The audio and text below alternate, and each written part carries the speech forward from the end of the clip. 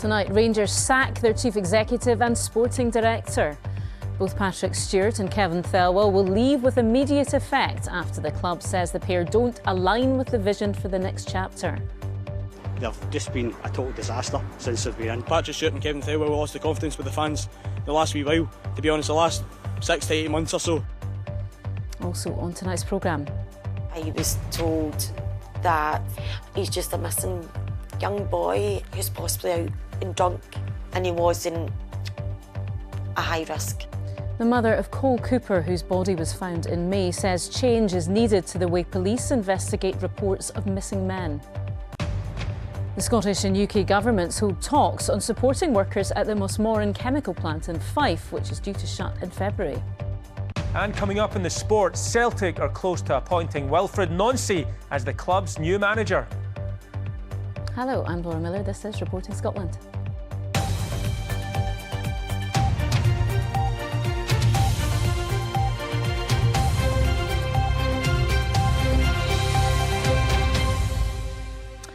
Fans have been calling for a change at the top of the club for a while, but when the news came this morning that Rangers had sacked its chief executive and its sporting director with immediate effect, it's fair to say it will have come as something of a shock to most. Just last month, the Ibrox chairman voiced his support for both Patrick Stewart and Kevin Thelwell. The official reason for their departure: they don't align with the vision for the next chapter. So, who does? A warning: this report from Cerdine at San contains flashing images. If all appeared quiet out front, inside Ibrox, seismic change. Chief Executive Patrick Stewart and Sporting Director Kevin Thelwell sacked after only months in their jobs. Why? Because Chairman Andrew Kavanagh, the figurehead of the new American ownership that took over in the summer, feels they don't align with the club's vision going forward.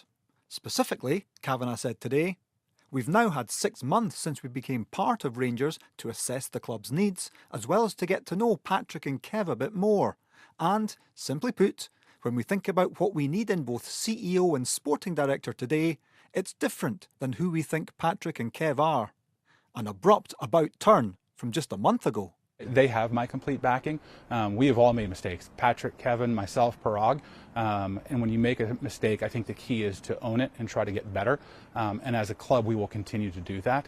At the same time, we're all accountable going forward. Whether that's Kevin and Patrick, anyone else in the club, or Parag and I, we have to do better, and we know that we're accountable to our supporters. So they're going nowhere? They're going nowhere. So why has he changed his mind? On top of the disastrous 4-month tenure of previous manager Russell Martin, there was also an estimated £30 million investment in new players over the summer, many of whom have failed to make the required impact. It led to visible and audible fan protests, which dissipated immediately when today's news broke. Absolutely delighted. Thelwell's gone and Stewart. To be honest, they've just been a total disaster since they've been in. He brought in the previous manager. This manager seems to have got his back on track. We seem to be doing well. So I think the Rangers fans would be quite happy with that news. For me, I think this is 8 weeks too late, to be honest. I think this came at a good timing, though, to go into a January transfer window with a new CEO, possibly a new director of football as well. So I'm confident now in the season ahead. Andrew Kavanagh at pains today to say he didn't want to throw dirt at either of them. He's not going to go and disparage them on a personal or professional basis. But I think when both those appointments or both these roles are filled, we will see a very different calibre and a very different personality come into the club. On field, things are looking up for new head coach Danny Röhl, who's won his first 4 league matches in charge. The club's owners, however, have dismissed a manager, a chief executive and a sporting director in the space of a few weeks. A sign of intent, perhaps, that when mistakes are made, action swiftly follows. Well, Cerdine is at Ibrox for us tonight. Cerdine, what do you think, given the strength of feeling from the fans on this? Were these departures inevitable? I'm not sure they were inevitable right now when you think that both men had only been in their jobs a matter of months. They just had a vote of confidence from their American chairman Andrew Kavanagh, and on the field under new head coach Danny Röhl, at least domestically, the team's actually been putting together some wins. I think what's really moved the dial here is the looming January transfer window. Did the US investors, the US-based consortium who now own the club, feel they had best in class when it came to these two men? In effect, did they trust them with yet more of the investors' money? Remember, Rangers spent £30 million on players across the summer, £8 million on one striker, Yusuf Chermiti, who haven't really made a great impact at all on the Rangers team. So when Andrew Kavanagh says he wants people who align with the vision for the future, you can bet your bottom dollar what he really means is he wants a better bang for his buck on and off the field, which is why the process for the recruitment of the new CEO and sporting director is already underway. Kevin Thelwell's son Robbie, interestingly, remains on as head of recruitment. But when you think back to October the 4th, Russell Martin was the manager here. Above him, Thelwell and Stewart all gone well before St Andrew's Day. The message from those running the club: if we make mistakes, we'll take action, and quickly. OK, Caradine at Ibrox, thank you. Now, when 19-year-old Cole Cooper went missing in May this year, his family and friends launched a huge social media appeal and eventually took to the streets near to where he was last seen to search for him. Weeks later, Cole's body was discovered, with his death classified as unexplained. The police were also involved in the efforts to find Cole, but his family have criticised how they handled the investigation and want changes to how the force assesses cases where young men go missing. Police Scotland says significant inquiries were carried out as soon as Cole was reported missing. With more on this, here's Samantha Poling. These are the last known hours of 19-year-old Cole Cooper, captured on security cameras and doorbell footage. Seen running along a country road near Banknock. Then he disappears. Nothing has been touched. Bank, social media, no friends heard from. I've contacted police, reported him missing. Cole often stayed with friends, so it was 5 days before his mum reported him missing.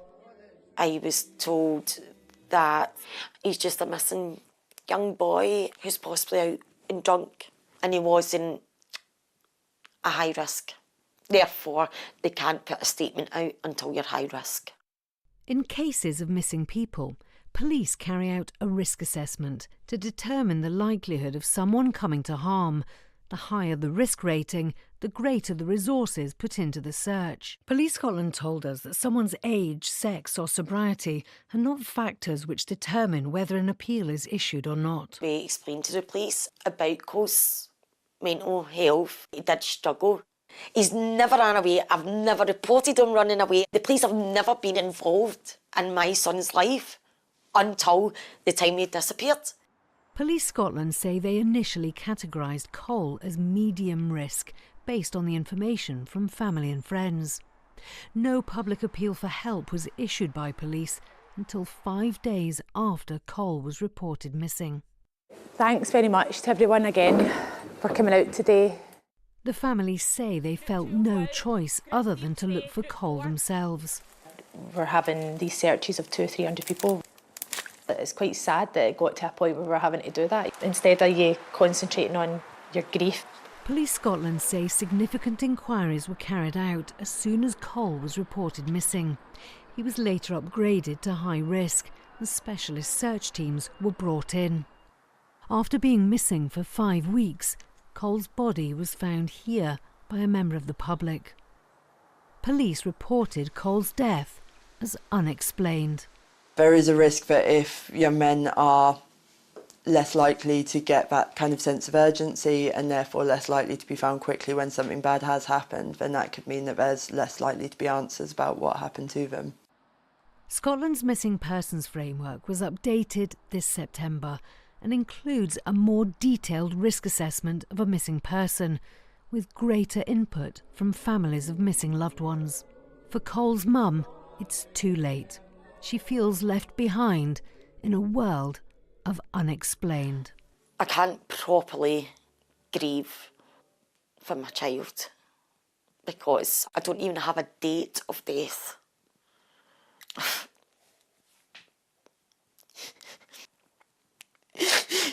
don't know what's happened to my son. That report from Samantha Poling.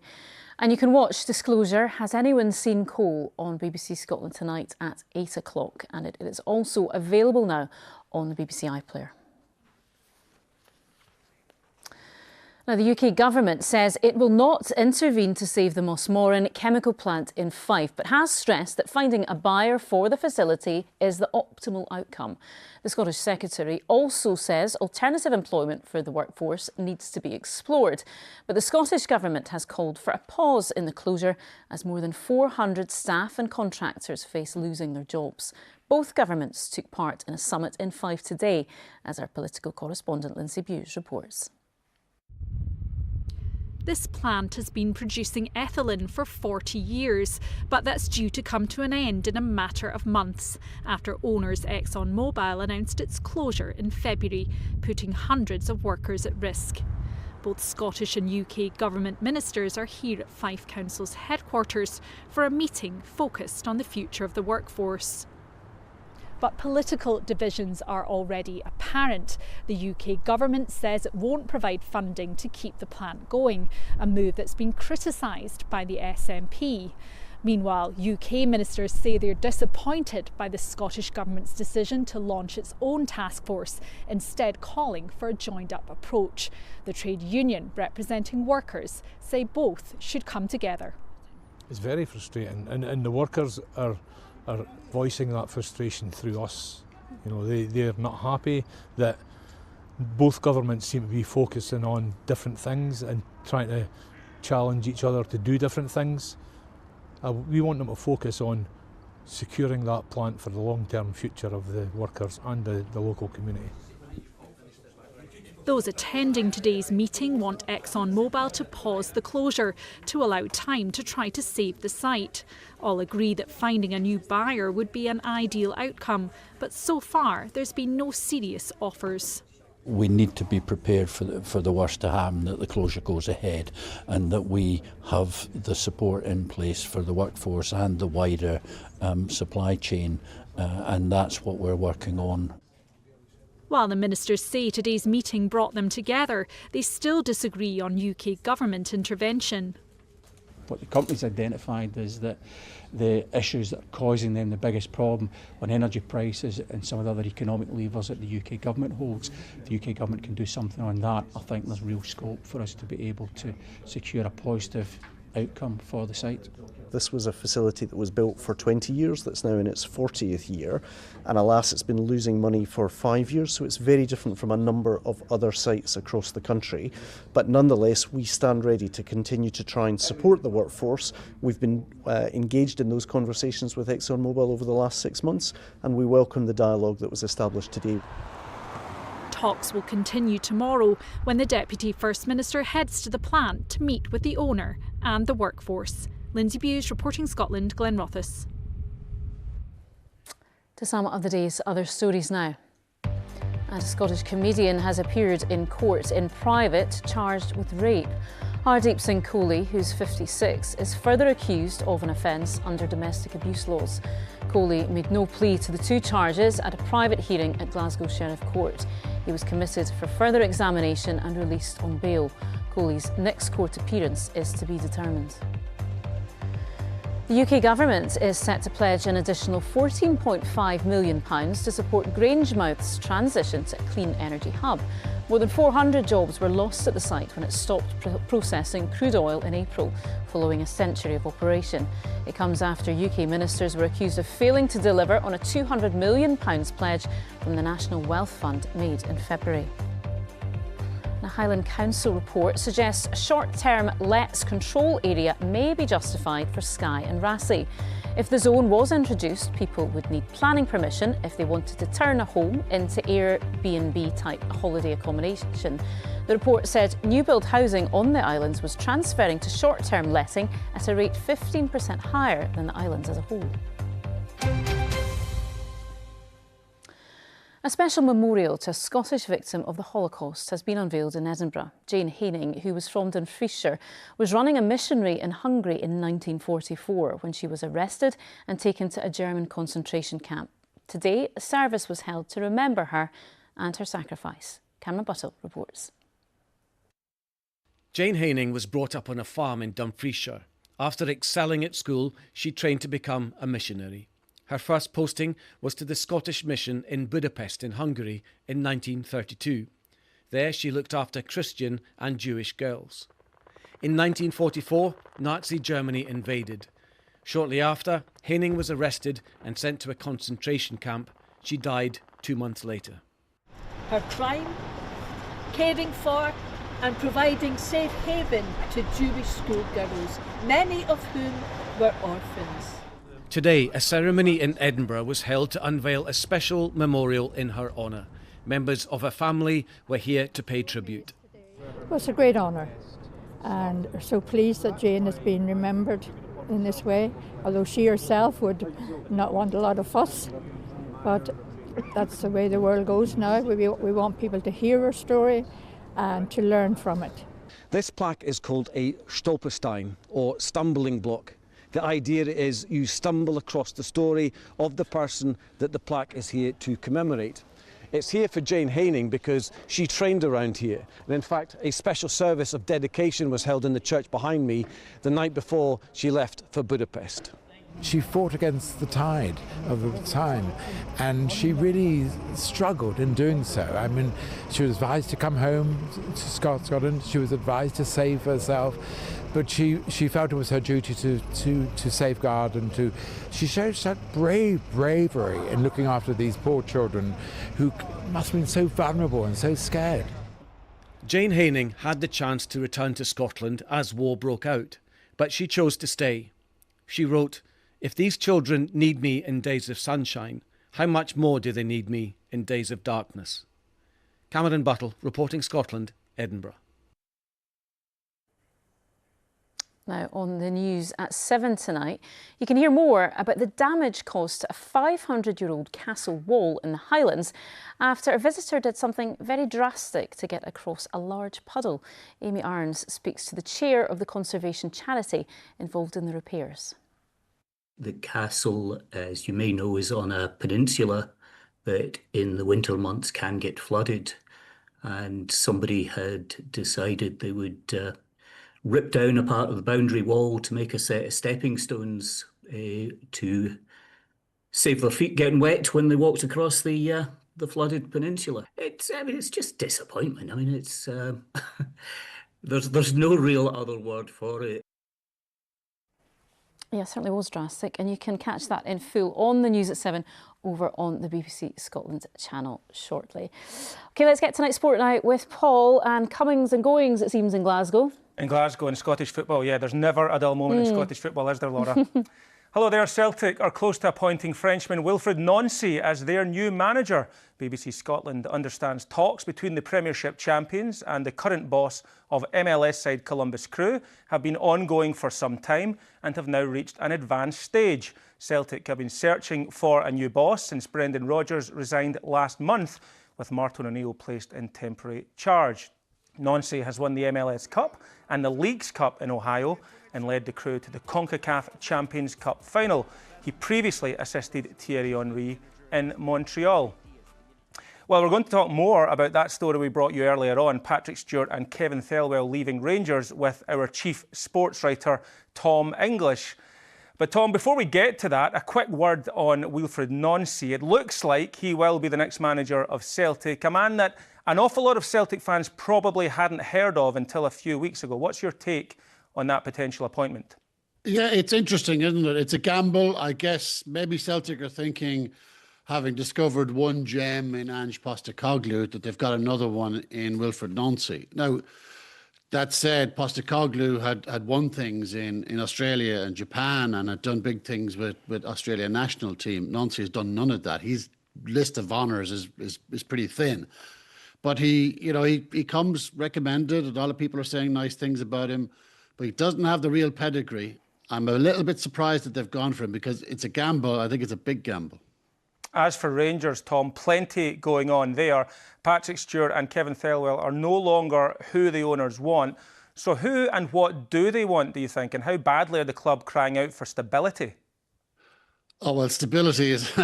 Yeah, they could do with it. I mean, it's the revolving door at Ibrox is is probably off its hinges at this point with all the chairman and chief executives and sporting directors and managers that they've appointed over the last 6, 7, 8 years. They need a special kind of person, a person who's capable of operating successfully in the maelstrom of Ibrox.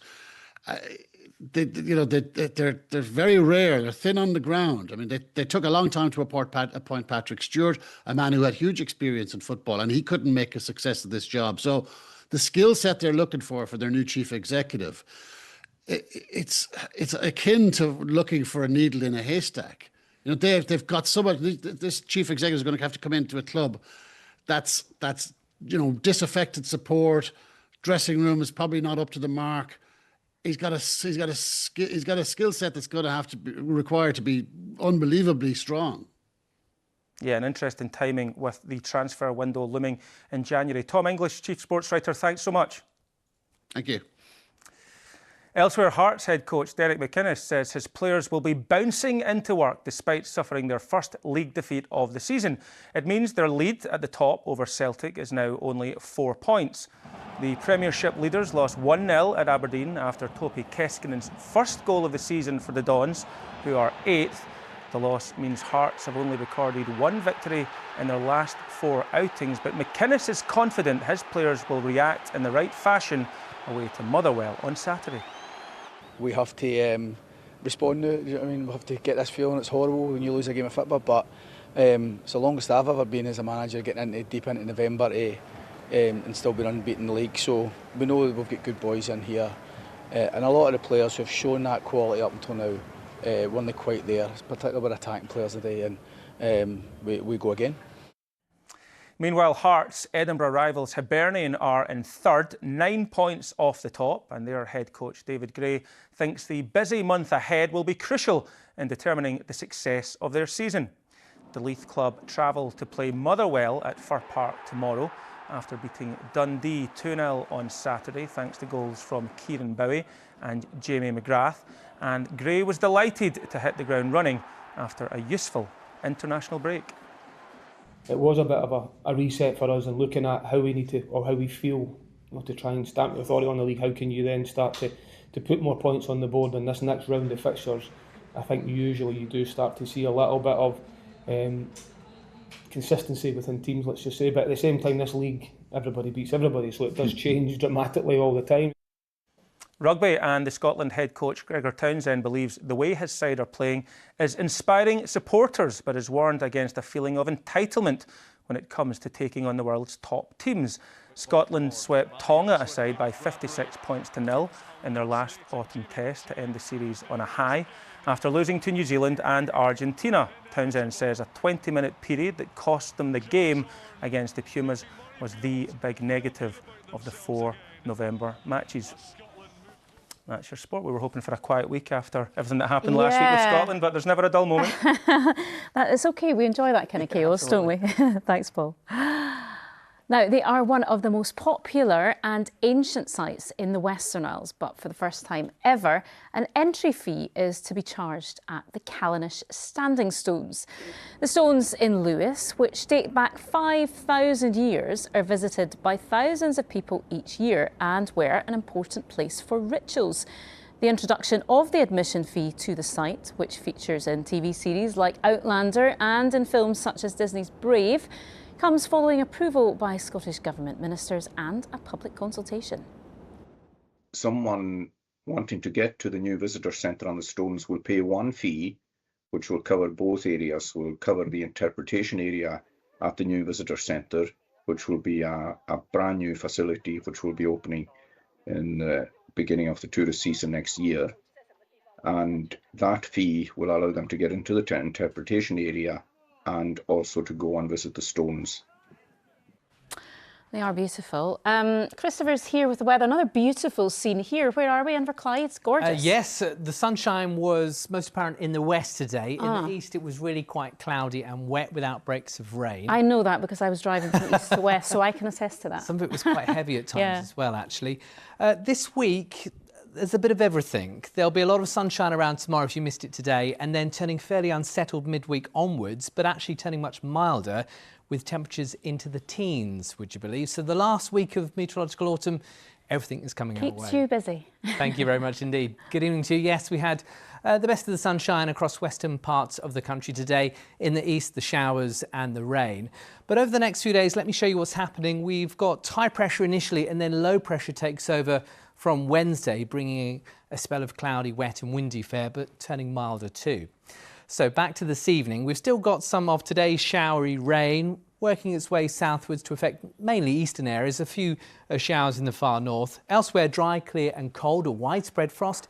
Town and city values freezing to -3, in the countryside -4 and -5. Some icy patches around, some mist and fog. So it's a cold and frosty start to the day tomorrow, but for many it's a bright and sunny start. 1 or 2 morning showers, those should fade. And some of that mist and fog could be a little stubborn to clear too. But for many, it's a fine picture with sunshine and blue sky, but chilly. 4, 5, 6 Celsius about the best you'll see. However, the winds are light, so it shouldn't feel too bad. 1 or 2 showers towards parts of the northwest and through the Hebrides. The wind's now southwesterly, but elsewhere it's still coming in from the north. Tomorrow evening and tomorrow night under clear skies, once again a widespread frost, but you can see over my shoulder a change on the way with some cloud and rain. So 6 degrees the overnight low in Stornoway tomorrow. Elsewhere still frosty. However, that change is with us from Wednesday right through the rest of the week, all driven by low pressures, so turning unsettled with wet and windy fare at times. This is the picture on Wednesday. Initially bright in the east and then clouding over. Outbreaks of rain, nothing too heavy at this stage, working eastwards, and with the winds coming in from the southwest, temperatures beginning to climb. On Thursday, we're in warm sector conditions between the warm front and the cold front. We're dragging in some very mild air from the south. So it will be a mild day, but also a cloudy, wet and windy one. Some gale force gusts at times, but take a look at the temperatures. 12, 13, 14 Celsius. Quite the difference. That's the forecast for now. A mixed bag, I think they call Yes. that. Thank you, Christopher. Now tonight's main news again. And Rangers have sacked their chief executive and sporting director with immediate effect. The club says Patrick Stewart and Kevin Thelwell don't align with the vision for the next chapter. The family of Cole Cooper, who went missing earlier this year, have criticised how police handled the investigation. They want changes to how cases where young men go missing are assessed. And the UK government says it will not intervene to save the Mossmoran chemical plant in Fife, but have stressed finding a buyer for the facility is the optimal outcome. And that is Reporting Scotland for now. I will have your late news at 10:30 tonight. Join me then if you can. In the meantime, from everyone on the team, do enjoy the rest of your evening. Good night.